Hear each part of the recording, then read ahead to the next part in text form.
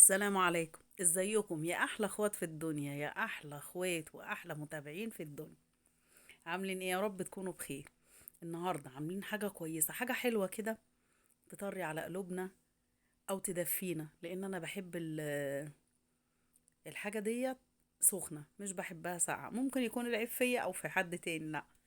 في ناس تحبها في التلاجة وناس تحبها ايه، سخن. انا واحده من الناس غريبه جدا، احب اكلها سخنه، ما احبش اكلها ساقعه.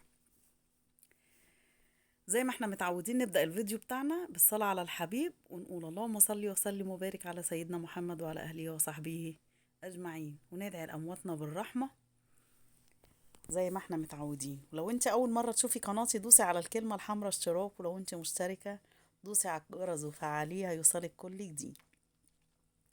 يلا يا قمر منك ليها، نشوف هنعمل ايه معانا. دي كوباية رز بلدي، رز المصري الأصيل بتاعنا الجميل ده، ورز فلاحي. حتى لو تلاحظوا ان انا حطيت كوباية الرز بقالي ساعة اهو، عمالة انضف فيها كلها قش. ده من الرز الجديد يا حبايبي، الرز البلدي الاصيل المصري بتاعنا اللي ملوش زي، لا يعلى عليه.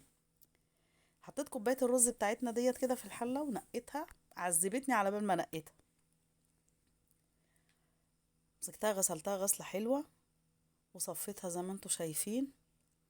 احلى رزاية يا حبايبي، الرزاية اللي هي البلدي اللي تحسيها مش سليمة، فيها كسرة، كسرة صغيرة كده بسيطة وفيها نقطة بيضة. هي دي الرزاية البلدي اللي ملهاش حل. احلى انواع الرز او اجود انواع الرز اللي هو الرز البلدي الفلاحي بتاعنا. غسلتها غسلة حلوة وحطيت عليها تقريبا 3 4 كوبايات مية. ولعت عليها البوتاجاز كده زي ما انتوا شايفين.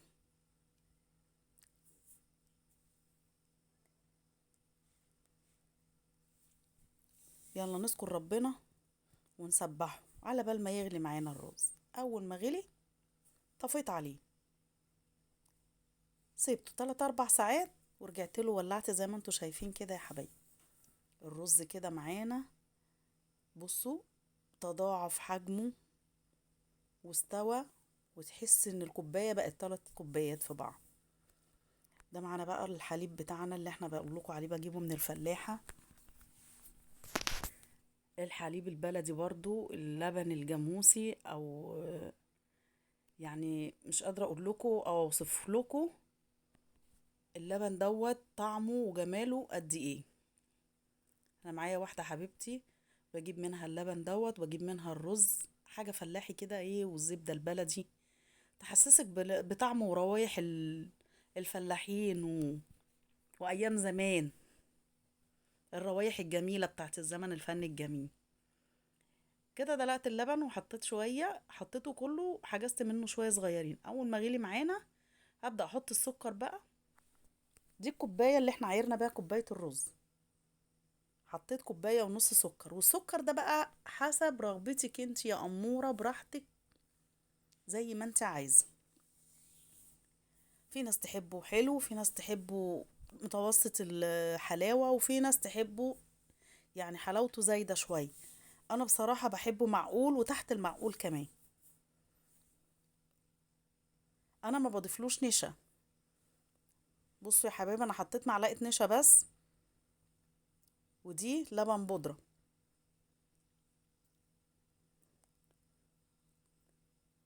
نقلبهم في شويه حليب او شويه ميه.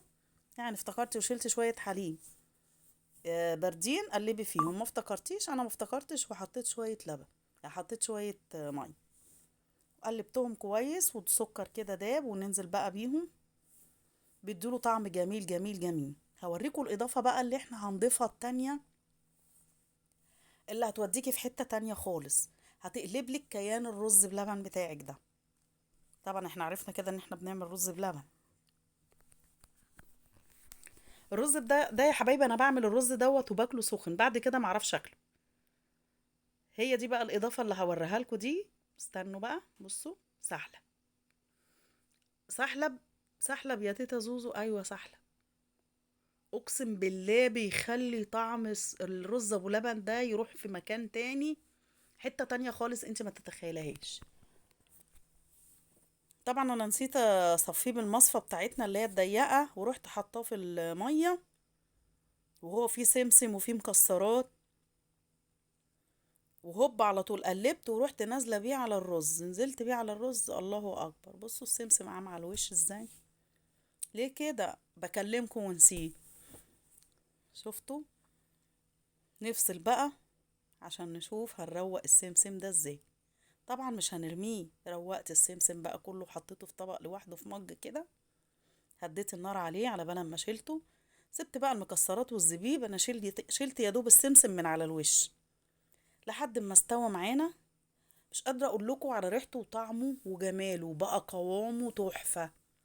سحلب، ايوه سحلب، جربيه كده. والله العظيم لو جربتوه مش هتعملوا بطريقه تانية غير الطريقه دي، هتعتمدوها على طول في الرز ابو لبن بتاعكم. هنا اللي انا سايباه ده بقى المكسرات اللي كانت في السحلب، زبيب وجوز الهند وسوداني ومكسرات بندق ولوز وعين جمل. سبتهم، انا خدت بس السمسم عشان خفيف، طاف على وش الرز. اخدته كده من على جنبه، حطيته في مج لوحده وشربته. ما سبتهوش هشربه، هيقول لا لا هشربه. طبعا وكان واخد وش اللبن كمان معاه. ما ننساش ان احنا حاطين لبن جاموسي، اللي هو الفلاحي اللي على ابوه، اللي بيديكي طعم كريمي للرز ابو لبن وبيخليه طعمه فلاحي اصيل يعني. جبنا الكاسات بتاعتنا غسلناها ورصينا كده زي ما انتوا شايفين كده يا حبايبي. الكاسات خلصت، جبت اطباق صغيرة كده، ونكمل بقى عشان نفرق بقى للحبايب وحبايب الحبايب. طبعا احنا لما بنعمل رز مش قادرة اقول لكم يعني، ببقى عايزة اكل الدنيا كلها منه عشان يدوقوا الجمال والحلاوة. سبته برد، الباقي كل اللي انتوا شايفين ده اتاكل، عمل كمية كبيرة جدا اتاكل. دول اللي بردوا بقى شوية، اللي بردوا رحت جبتهم بقى، دي مربة حليب، قلت ادلعهم بقى دول. مربة الحليب مطلعاها من التلاجة قافشة شوية، بصوا حتى مش عايزة تنزل. مربة الحليب دي أول مرة أحطها على الرز بلبن، خلت طعم الرز بلبن يعني حبة رز بلبن مش قادرة أقول لكم على الجمال والحلاوة دول كانوا عاملين ازاي معانا. نذكر ربنا ونقول سبحان الله وبحمده عدد خلقي ورضا نفسي وزنة عرشي ومداد كلماتي. سبحان الله وبحمده عدد ما كان وعدد ما يكون وعدد الحركات والسكون. الله بقى على الجمال، دلعي بقى أطباقك.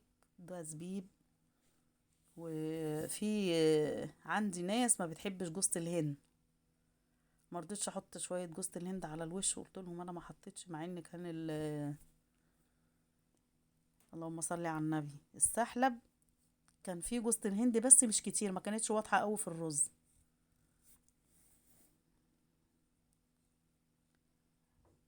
مربة الحليب دي كانت مخليه طعم الرز كان جميل قوي والله يا حبايبي.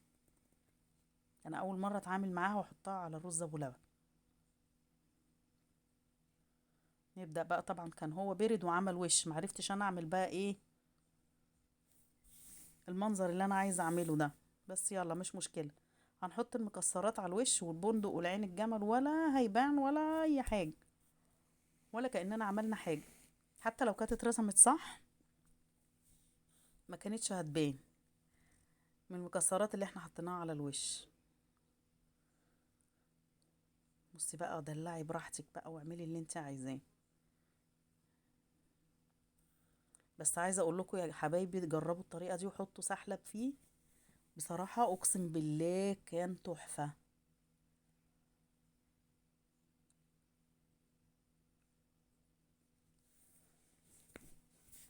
لو انت معايا لحد دلوقتي روحي حطي اللايك وتعالي يا قمر.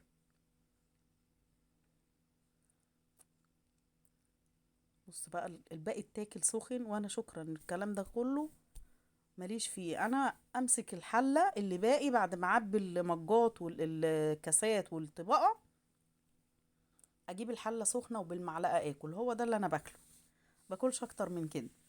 بعد كده يتحط في التلاجة، تلاقيني ايه مش قوي يعني.